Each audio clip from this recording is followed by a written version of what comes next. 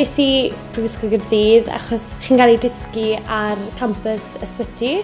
So chi'n cael teimlad o'r awyrgyll, beth mae'n mynd i fod fel yn gweithio yn ysbyty, chi'n gweld cleifion pob dydd.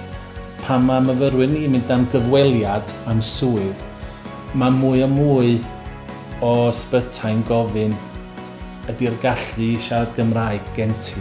Dwi'n meddwl bod siarad Cymraeg wedi helpu fi i gael lle ar y cwrs yn y tro cyntaf. Os mae bod yn dwyieithog, mae'n galluogi fi i ddarparu gwasanaeth ychwanegol i fenywod y teulu dwi'n edrych ar ôl.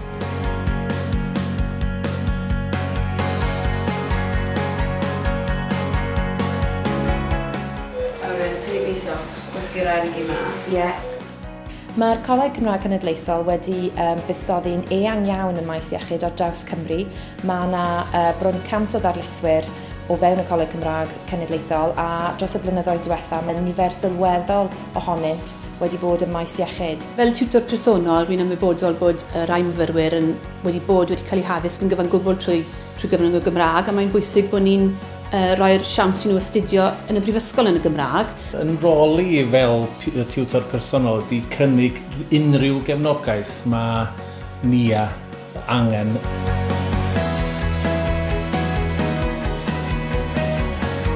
Mae fy Nghymraeg yn rhydid iawn. Mae prifysgol yn annog ni siarad Cymraeg.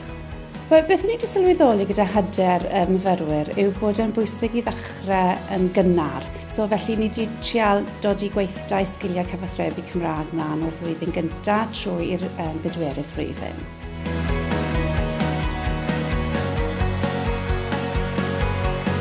Fi'n credu bod e'n bwysig iawn bod ni'n cynnig gwasanaethau Cymraeg i pobl sy'n defnyddio'r gwasanaeth iechyd o'r cychwyn cyntaf, achos dylse ddim fod dyletswydd ar y claf neu'r defnyddio'r gwasanaeth, y dyletswydd ar y gwasanaeth iechyd i ddarparu'r gwasanaethau.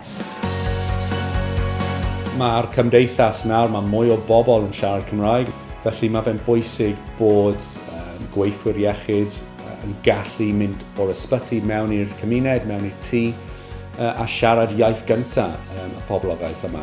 Nes i cwrdd â teulu nhw'n siarad Cymraeg. Plentyn nhw oedd hi'n cael epilepsi. A jyst y ffaith o'n i'n gallu siarad Cymraeg gyda hi, os na gyd oedd hi'n gwybod, na gyd oedd hi'n gallu siarad. Fel, hwnna'n reward dda, yn gwybod bod fi'n gwneud hwnna, bod fi'n gallu helpu hi. Mae'r cleifion sy'n gallu siarad Cymraeg a moyn siarad Cymraeg mor falch i weld bod ni'n gallu, yn enwedig pan maen nhw'n sâl ac yn teimlo'n ofn.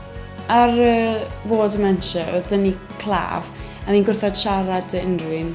A o'n wedi sylweddoli bod fi'n gallu siarad Cymraeg, so o'n wedi gofyn fi treulio amser gyda hi a siarad Cymraeg iddi. Erbyn diwedd yr wythnos, ni'n dechrau siarad â fi 1 neu 2 gair yn siarad Cymraeg, a wedyn oedd e'n neis gallu rhoi rhywbeth i hi a cael rhywbeth nôl.